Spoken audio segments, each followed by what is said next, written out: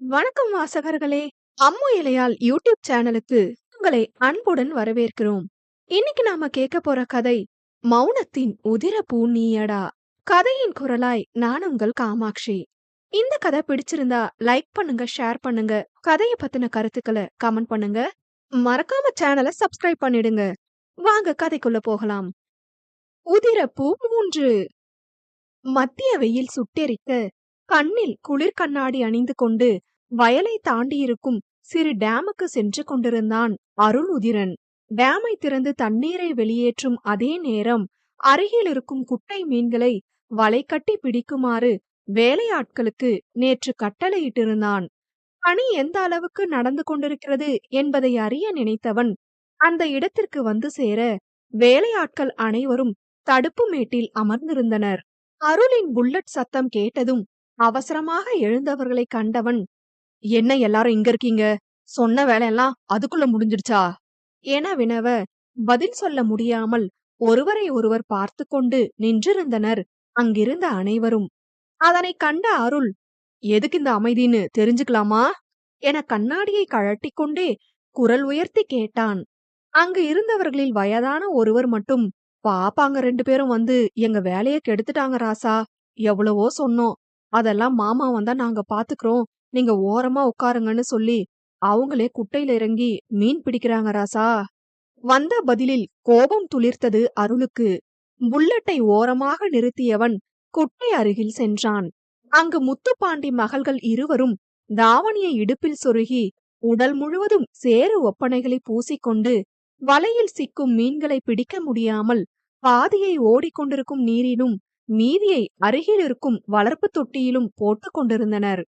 கோபத்தோடு வந்தவனுக்கு சிறு பிள்ளை என விளையாடிக் கொண்டிருக்கும் இருவரை கண்டு வந்த கோபம் மறைய தானும் அதில் சிறு பிள்ளை என மாற ஆரம்பித்திருந்தான்.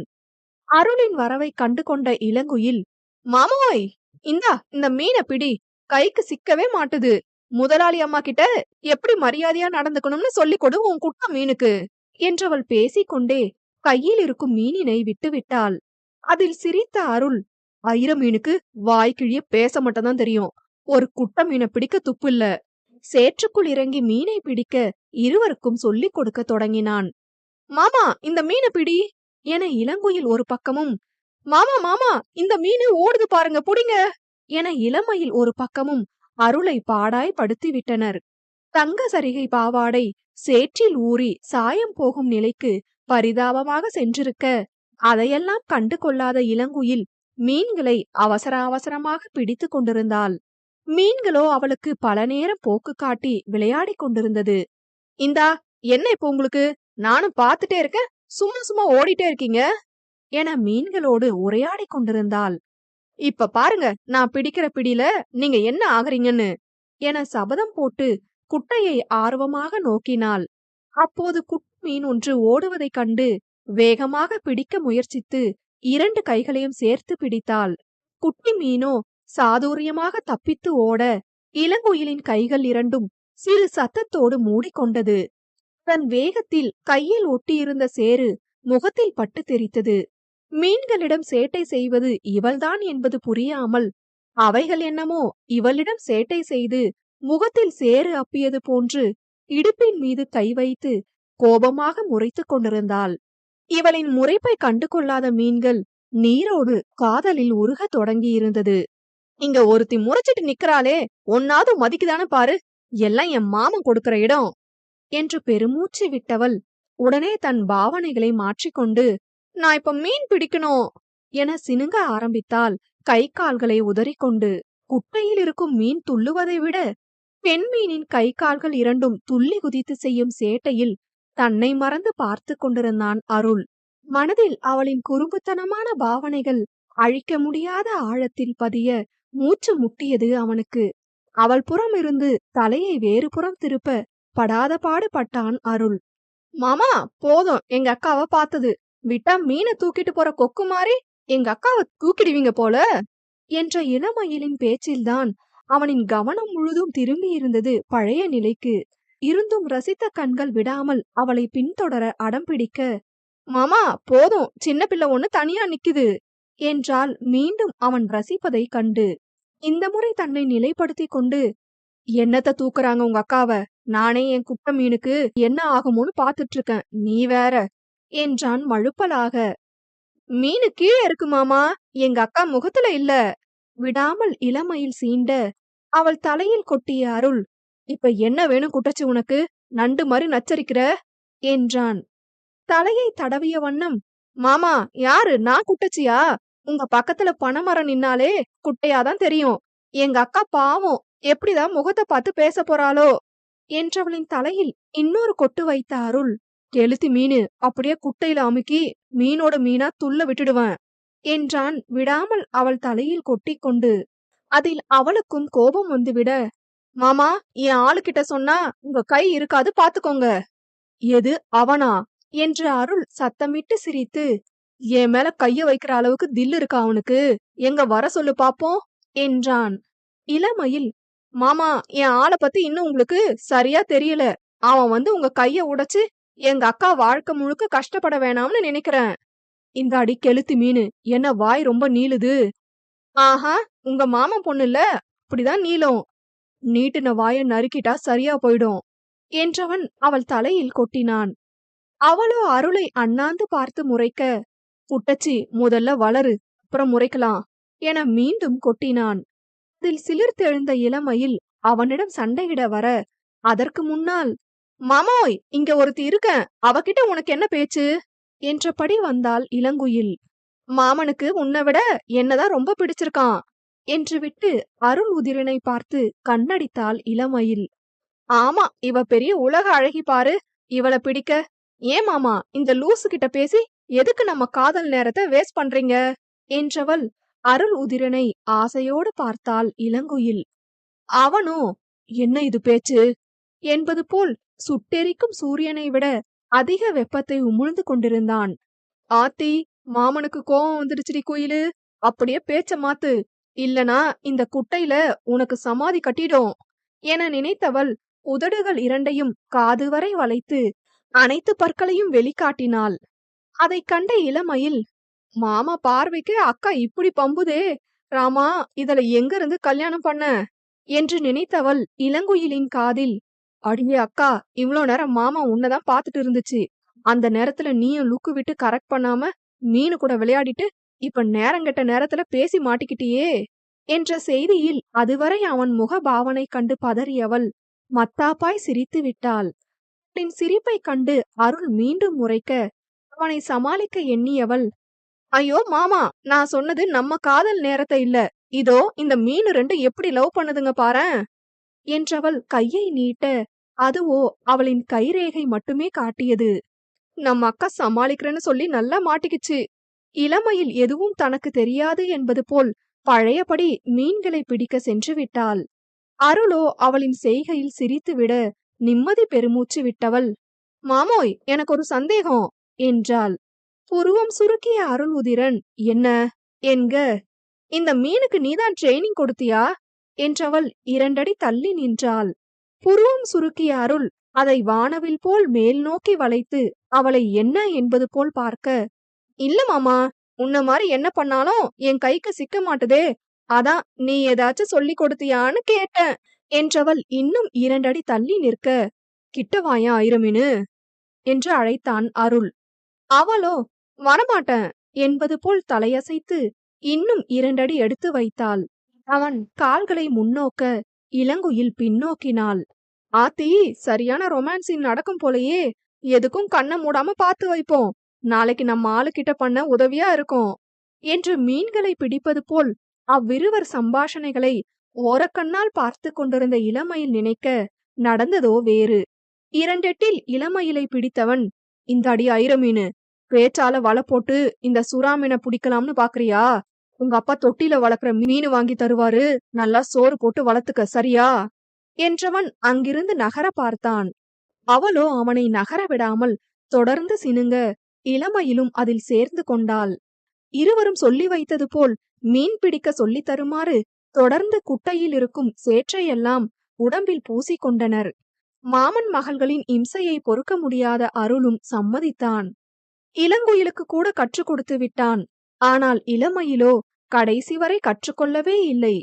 அதில் மேலும் அருளுக்கு சிரிப்பு வந்துவிட, இந்த மாமா சிரிக்காத, உன் ஆளுக்கு மட்டும் நல்ல விவரமா சொல்லித்தர, எனக்கு மட்டும் கடமையேன்னு சொல்லித்தர. இரு இரு, நானும் என் மாமா கதிர கூப்பிட்டுட்டு வந்து கத்துக்கிறேன் என்றவள் முறைத்து கொண்டு அங்கிருந்து நகர காலிடறி சேற்றுக்குள் விழுந்து விட்டாள். அதை எதிர்பார்க்காத அருளுக்கும் இளங்குயிலுக்கும் சிரிப்பு பூவாய் மலர்ந்தது. இளமயிலின் முறைப்பில் சிரிப்பை நிறுத்தியவன் தூக்கிவிட வர, அதற்குள் இதுவரை இவர்கள் மூவரையும் சிறு தூரத்தில் நின்று பார்த்து கொண்டிருந்த கதிர் வேகமாக ஓடி வந்து இளமயிலை கையில் அள்ளி கொண்டான். இதை எதிர்பார்க்காத இளமயில் ஆவென அவனையே பார்த்து கொண்டிருந்தாள். அவனோ அதை உணராமல் காதலியை வரப்பு தரையில் உட்கார வைத்தான். அறிவு கெட்ட சிறுக்கி, பார்த்து கால வைக்க தெரியாதா? வாய் மட்டும்தான் என கடிந்த கதிரை கண்ட இளமயில் முகத்தில் மகிழ்ச்சி ரேகைகள் படர, ஆஹா, இதான் சாக்குன்னு என்ன தூக்குனதும் இல்லாம திட்ட வேற செய்றியா நீ? தூக்குனதுதான் தூக்குன, அப்படியே உன் வீட்டுக்கு கூட்டிட்டு போக வேண்டியதானே என கண்ணடித்தவள் கைகளை அவன் தோளில் மாலையாக்கி தலை சாய்த்து கூறினாள். அதில் நேற்று வந்த வாக்குவாதத்தை மறந்தவன் ரசனையோடு மீண்டும் கைகளில் அள்ளினான் காதலோடு. இருவரின் பார்வையும் கட்டுக்குள் நிற்காமல் தறிக்கெட்டு ஓட, "ம்ம், ம்ம்" என ஓசை கொடுத்தாள் இளங்குயில். கதிரின் கவனத்தை கலைத்த இளங்குயில் மீது கோபம் கொண்ட இளமயில், "ஏக்கா, உங்களுக்கு தான் சுட்டு போட்டாலும் ரொமான்ஸ் வராது, எங்கள பார்த்தாது கத்துக்கணும்னு நினைக்காம இப்படியா குதிரை மாதிரி கணக்கிறது?"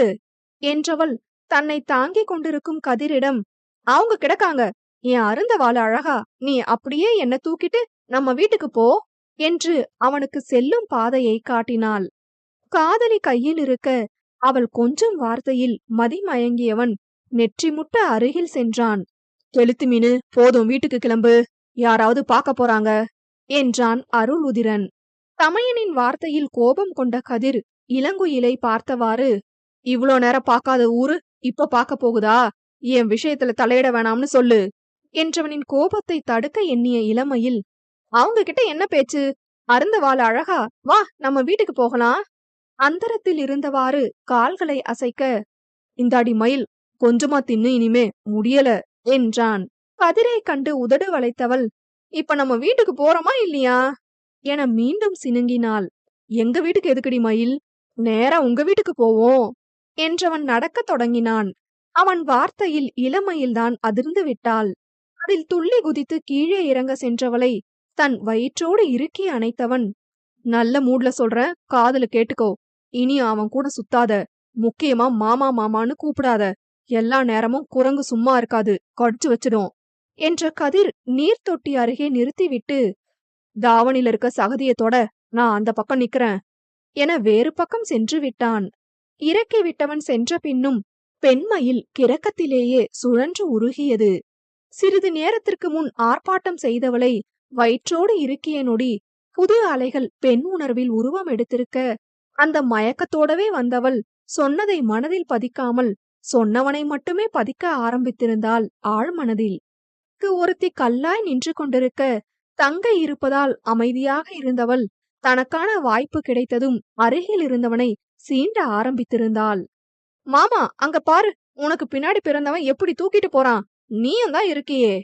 "இருடி ஐரமீனு, திரும்ப வருவான், நீயும் கீழே விழு, தூக்கிட்டு போவான்" என்றான் நக்கலாக. "உன்னை தவிர வேற யாரும் என்ன தொட முடியாது மாமா." "நீ எதையாவது பேசிட்டு இரு, எனக்கு வேலை கிடக்கு, நான் போறேன்" என்ற அருள் குட்டையை விட்டு வெளியேற செல்ல, பின்னால் நின்றபடி காலை இடறிவிட்டாள் இளங்குயில். அதில் அருள் ஒரு நொடி தடுமாறினாலும் கால்களை சேற்றில் ஊன்றி அருகில் இருக்கும் குட்டையின் தடுப்பில் அமர்ந்து முறைத்தான். "என்னடா உதிரா, முறைக்கிற?" என்றவள் லாவகமாக அவன் மடி மீது அமர்ந்து கொண்டாள். "என்ன டாவா, கொழுப்பு கூடி போச்சுடி" என்றவன் முதுகில் ஒரு அடி வைத்தான். அந்த அடியை தூசி தட்டியவள், "மாமா, அந்த பொண்ணு என்ன ஆனா?" என கேட்டாள். "பஞ்சாயத்துல நடந்ததுதான் உனக்கே தெரியுமே. போலீஸ் கம்ப்ளைண்ட் கொடுத்து அவனை உள்ள வச்சாச்சு. காதலிச்ச அந்த பொண்ணும் மனசு மாறி அப்பா அம்மா கூட போயிடுச்சு. பிள்ளையோட பாவம் இந்த பொண்ணுதான் தனியா நிக்குது.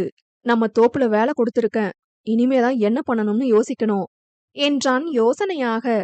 "இப்போதைக்கு எதுவும் பண்ண வேணாம் மாமா, முதல்ல அதுல இருந்து வெளியே வரட்டும். நம்ம துணையா இருக்கிறது தான் இப்ப அவங்களுக்கு தேவையானது" என்ற இளங்குயில் இதுதான் சமயம் என்று அருளின் கையை எடுத்து இடுப்பில் சுற்றி கொண்டாள். ஏய், என்னடி பண்ற? ஊரு சனம் இங்கதான் இருக்கு என்றான் சுற்றும் முற்றும் பார்த்தபடி. ரொம்ப பாக்காத மாமா, யாரும் இல்ல. நீ குட்டையில இறங்குனதும் வேலைக்கு வந்த அத்தனை பேரும் இனி வேலைக்கு ஆகாதுன்னு புரிஞ்சுக்கிட்டு போயிட்டாங்க. உனக்கு அடுத்து பிறந்த குரங்கும் என் கூட பிறந்த பிசாசும் இப்ப ரொம்ப பிஸியா இருப்பாங்க. அதனால நம்மள தொந்தரவு பண்ண யாரும் வரமாட்டாங்க என்ற இளங்குயில் இன்னும் அவனோடு சேர்த்து கொண்டாள். அவள் முகத்தை விலக்கியவன், அக்கா மாதிரி பேசிடி ஐர மீனு. 2 பேத்தையும் வெளியே அனுப்பிட்டு உங்க அப்பா என்ன பண்றாரு? 10 நிமிஷத்துக்கு முன்னாடி பிறந்துட்டா அக்காவா? அது என்ன அப்பா மாமான்னு சொன்னா என்னவா? நான் சொல்லிடுவேன் ஐர மீனு. உன் அப்பாரு ஏத்துக்கணுமே. ஏற்கனவே வீட்லயே ஒதுங்கி நிக்கிற ஆளு நானு. இதுல உன் அப்பா ஒதுக்கத்துக்கு தனியா கவலைப்பட முடியாது. ஏன் மாமா நீ இப்படி யோசிக்கிற? காலையில வீட்ல நடந்தது காதுக்கு வந்துச்சு. ஏதோ சின்ன வயசுல நடந்துருச்சு மாமா. இன்னும் எதுக்காக அதையே பிடிச்சிட்டு நிக்கிற என்றவளை இயலாமையோடு பார்த்தவன், உனக்கு கூட என் உணர்வு புரியலல்ல என்றான். அதில் பதறிய இளங்குயில்தான், மாமா உன்னை பத்தி நல்லா தெரிஞ்சதாலதான் சொல்றேன். ஒதுங்கி நின்னாலும் யாரையும் இன்னும் வெறுக்கலன்னு எனக்கு தெரியும். எங்க நான் முழுசா அவங்கள வெறுக்கிறேன்னு என்ன பார்த்து சொல்லு என்றவளுக்கு எந்த பதிலும் வரவில்லை அருளிடமிருந்து. அவனின் அமைதியை கலைக்க எண்ணிய இளங்குயில், சரி விடு மாமா, சீக்கிரமா நம்ம கல்யாணம் பண்ணிக்கலாம். அப்புறம் என்ன சமாளிக்கவே உனக்கு பொழுது பத்தாது. அப்புறம் எங்க व्यसனப்பட்டு உட்கார போற? தன்னை மாற்றவே பேச்சை மாற்றியிருக்கிறாள் என்பதை உணர்ந்தவனும், நினைப்பு மொத்த பொழப்பையும் கெடுக்கப் போகுது என்று அவளை தள்ளி அமர்த்திவிட்டு எழுந்து நடந்தான். அவளும் பின்னாலே சென்றாள். மாமா எப்ப கேட்டாலும் எதையாவது சொல்லி சமாளிக்காத. இன்னைக்கு ஒரு முடிவை சொல்லிட்டு போ, இல்லனா பாரு. இடுப்பில் கை வைத்து முறைக்க திரும்பி நின்று கட்டிய வேட்டியை முழங்காலுக்கு கீழே விட்டவன், இல்லனா என்ன பண்ணுவா இரமீனு என்றான். நீ மட்டும் சொல்லாம போ, என்ன பண்றேன்னு அப்புறம் தெரியும் என்றாள் அருளின் பின்னால் நடந்தபடி. அவளை அலைய வைக்க வேண்டும் என்ற திட்டத்தோடு அருள் எதுவும் பேசாமல் நடக்க அவளும் திட்டம் ஒன்றை தீட்டி விடாமல் பின்தொடர்ந்தாள். வயல் வரப்பில் தடுப்புகள் ஏதும் இல்லாமல் ஆழ்கிணறு ஒன்று வர அதற்காகவே பின்தொடர்ந்தவள் அதன் அருகில் அருள் சென்றதும் சட்டை காலரை பிடித்து, மாமா கடைசியா கேக்குறேன், எனக்கு என்ன பதில்? உங்க அப்பா யார காற்றாரோ அவனை கட்டிக்கிட்டு கிளம்பு என்றவனின் பாதி வார்த்தை கிணற்றுக்குள் இருந்துதான் கேட்டது. மறுப்பு தெரிவிக்கும் அருளை கழுத்தோடு கட்டிக்கொண்டவள் அவனை அணைத்தவாறு கிணற்றுக்குள் விழுந்திருந்தாள். இதை சற்றும் எதிர்பார்க்காத அருள் முதலில் நீரில் தன்னை நிலைநிறுத்தினான். பின் உடலோடு ஒட்டியிருக்கும் இளங்குயிலை பிரித்தவன், லூசு மவளே, என்னடி வேலை இது? ஈரத்தோட எப்படி ஊருக்குள்ள போவேன்? அறிவு கெட்டு போச்சா உனக்கு உங்க அப்பா மாதிரி? லூசு லூசு, இதுக்குதான் பின்னாடியே வந்தியா? அருகில் ஒருவன் காட்டு கத்தலாக கத்த அதை ஏதும் காதில் வாங்காதவள் இமைக்க துடிக்கும் இமைகளை கட்டுப்படுத்தி காதலோடு பார்த்திருந்தாள். கோபத்தில் அந்த பார்வையை காணாதவன் சில நொடிகளில் கண்டு கொள்ள கட்டுக்குள் இருந்த மனது நீரில் கரைய ஆரம்பித்திருந்தது. ஐரமீனு, இது வேணா. உனக்கு நான் சரியானவன் இல்ல. மாமாவை எதிர்த்து கல்யாணம் பண்ற மனசு எனக்கு இல்ல. என் வீட்டுக்கு கண்டிப்பா உன்னை அனுப்ப சம்மதிக்க மாட்டாரு. இன்னொரு இழப்பை என்னால தாங்கிக்க முடியாது.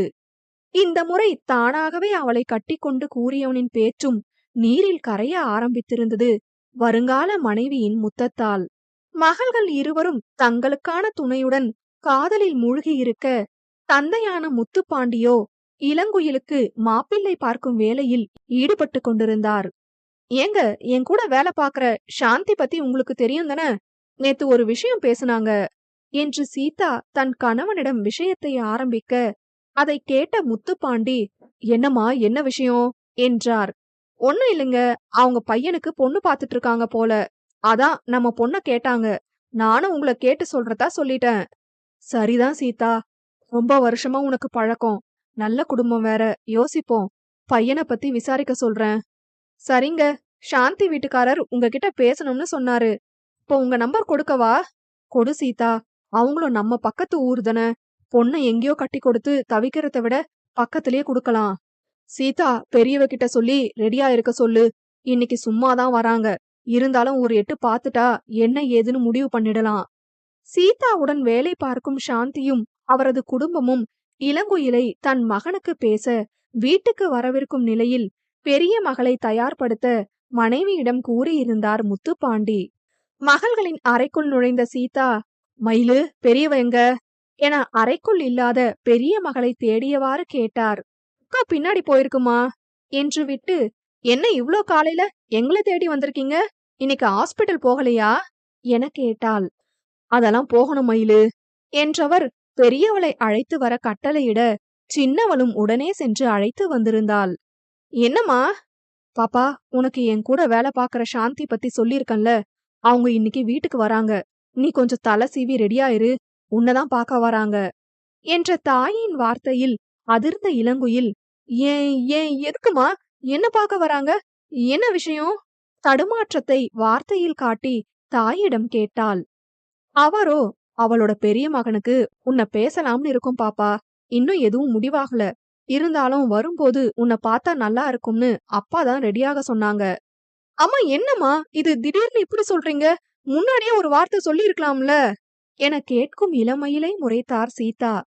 எல்லாத்தையும் உங்ககிட்ட சொல்லிட்டு தான் பண்ணணுமோ? உங்களுக்கு எது சரியா இருக்கும்னு பெத்தவங்க எங்களுக்கு தெரியும். வரவங்க கிட்ட உங்களை பிடிச்சு தள்ளிட மாட்டோம். எல்லாம் பேசி சரியா வந்தா மட்டும்தான் கல்யாணத்துல நிக்கும். எதிர்த்து பேசாம அவளை ரெடி பண்ற வேலைய பாரு என்ற சீதா அங்கிருந்து வெளியேற எண்ணி திரும்ப, அம்மா நான் மாமனை கட்டிக்கணும்னு ஆசைப்படுறேன். என்னால வேற ஒருத்த முன்னாடி நிக்க முடியாது. அப்பா கிட்ட சொல்லிடுங்க என்று இளங்குயில் பட்டென தன் மனதில் இருப்பதை தெரிவித்து விட்டாள். கேட்ட சீதாவிற்கு தான் இதயம் இயங்க மறுத்தது. இதை கேட்டால் தன் கணவனின் பதில் என்னவாக இருக்கும் என்பதை யோசிக்கவே பதற்றமாக இருந்தது. மகள் கூறியது சரியாகத்தான் காதில் விழுந்ததா என்பதை உறுதிப்படுத்த மீண்டும், என்ன சொன்ன? மாமாவா? யாரு? அருளா என்று கேட்டவர் மூத்த மகளை பார்த்து கொண்டிருக்க, ஆம் என்பது போல் தலையசைத்தாள் இளங்குயில். உன் அப்பா இதுக்கு ஒத்துக்க மாட்டாரு பாப்பா. என்ன நடந்துச்சுன்னு உங்களுக்கு முழுசா தெரியாது. அருள நீ மாமான்னு சொல்றத கேட்டாலே கொலகாரனா மாறிடுவாரு உன் அப்பா. முடிஞ்சு போன பிரச்சனைய திரும்பவும் கிளறி விடாத பாப்பா. அம்மா, அப்பா ஒத்துக்க மாட்டாருதான். அதே மாதிரி வேற ஒருத்தரை கல்யாணம் பண்ணிக்க என்னாலையும் ஒத்துக்க முடியாது. நீங்க பேச வேணாம். அப்பா கிட்ட இத பத்தி நானே பேசுறேன் என தந்தையிடம் செல்ல துடிக்கும் மகளை தடுத்த சீதா, அவசரப்படாத பாப்பா, வந்தவங்க பேசிட்டு போகட்டும், அதுக்கப்புறம் பொறுமையா எடுத்து சொல்லிக்கலாம் என்றவர் மீண்டும், எத்தனை நாளா இந்த களவாணித்தனம் நடக்குது? அருண் உன் மேல விருப்பத்துலதான் இருக்கானா என்ற கேள்விக்கு பதிலில்லை இளங்குயிலிடம். மகளின் மௌனத்தை ஒரு தாயாய் அறிந்து கொண்ட சீதா, அருளுக்கு உன் மேல விருப்பம் இல்லையா? அதெல்லாம் இருக்குமா, ஆனா அப்பாவை எதிர்த்து கல்யாணம் பண்ண விருப்பம் இல்ல, அதனாலதான் ஒதுங்கி நிக்கிறாரு. அருள் யோசிக்கிறதுக்கு முன்னாடி இத பத்தி நீ யோசிச்சிருக்கணும். இனிமே உன் ஆசையால என்னெல்லாம் நடக்குமோ எதுக்கும் தயாரா இருந்துக்க என மகளுக்கு அபாயமணி அடிக்க, கேட்கும் இரு மகளுக்கும் அதில் கதி கலங்கி இருந்தது. வந்திருந்த சாந்தி குடும்பத்தினருக்கு ஏற்கனவே இளங்குயிலை தெரியும் என்பதால் மேற்கொண்ட பேச்சை நேராக ஆரம்பித்திருந்தனர். அதில் முத்துப்பாண்டிக்கு முழு திருப்தி ஏற்பட தன் மூத்த மகள் இளங்குயிலை மணமுடித்து கொடுக்க சம்மதம் தெரிவித்திருந்தார். இவ்வளவு வேகமாக நடக்கும் என சீதாவை எதிர்பார்க்கவில்லை. அதிர்ச்சியோடு பார்த்திருக்கும் மகள்களை திரும்பி பார்த்த சீதாவிற்கு நடக்கவிருக்கும் விபரீதம் புரிய வந்தவர்களை அமைதியாக வழி அனுப்பும் வேலையில் ஈடுபட்டு கொண்டிருந்தார். சீதா, எனக்கு எல்லாம் சரியாதான் இருந்துச்சு. நல்ல பையன், உன்ன மாதிரியே டாக்டரா வேற இருக்கான். நீ என்ன சொல்ற என்ற கணவனுக்கு, அதெல்லாம் சரிதாங்க. ஆனா எதுக்காக இவ்ளோ அவசரமா நிச்சய தேதியை முடிவு பண்றீங்க? அவசரம் எனக்கு இல்ல, உன் மகளுக்கு தான் என்றவரை புரியாத மூவரும் பார்த்தனர். என்ன அப்படி பாக்குறீங்க? உள்ள பேசிட்டு இருந்தத நானும் கேட்டேன். நீங்க நினைக்கிறது ஒரு நாளும் நடக்காது. அந்த வீட்டு பசங்களை தவிர வேற யார நீங்க காதலிச்சிருந்தாலும் நிச்சயம் கல்யாணம் பண்ணி தர சம்மதம் சொல்லிருப்பேன். ஆனா அந்த வீட்டுக்கு ஒரு நாளும் உங்களை அனுப்ப மாட்டேன். புரிஞ்சு நடந்துக்கோங்க. சராசரி அப்பாவா மட்டும் என்ன நடக்க வைக்க மாட்டீங்கன்னு நம்புறேன் என்ற முத்துப்பாண்டியின் வார்த்தையில் இருக்கும் உறுதியை புரிந்து கொண்ட இளங்குயில் உள்ளுக்குள் கலங்கி நிற்க, அவளுக்கு 10 நிமிடத்திற்கு பின் பிறந்த இளமயிலோ, அப்பா, நீங்க அக்காவை யாருக்கு வேணாலும் கல்யாணம் பண்ணி கொடுங்க. அதுல எனக்கு எந்த பிரச்சனையும் இல்ல. ஆனா அவ எந்த வீட்ல வாழ போறாளோ அதே வீட்லதான் நானும் வாழுவேன். இப்ப வந்துட்டு போனவங்க வீட்ல வேற யாராவது பையன் இருந்தா சேர்த்து பேசிருங்க. என்ன விட்டுட்டு என் அக்காவுக்கு கல்யாணம் பண்ண நினைச்சா அது நிச்சயமா நடக்காது. நீங்களும் சராசரி மகளா நடக்க வைக்க மாட்டீங்கன்னு நம்புறேன் என இளங்குயில் இருக்கும் நிலைமை புரியாமல் பேசினாள். அதை கேட்ட முத்துப்பாண்டியோ தீவிரமான யோசனையில் ஆழ்ந்தார். அருகில் நின்றிருந்த இளங்குயில் அவளின் காதில், என்னடி பேசுற? இருக்கிற பிரச்சனைய இன்னும் பெருசாக்காத. ஏற்கனவே முடிவான கல்யாணத்த எப்படி நிறுத்துறதுன்னு தெரியாம இருக்கேன். நீ இன்னொரு கல்யாணத்துக்கு அடி போடுற. கதிர கழட்டி விட்டுட்டியா? என பயம் கலந்த ரகசியத்தோடு கிசுகிசுத்தாள். எதுவா இருந்தாலும் அப்புறம் பேசலாம். நீ அமைதியா அப்பாவ மட்டும் பாரு என்றாள் இளமையில்.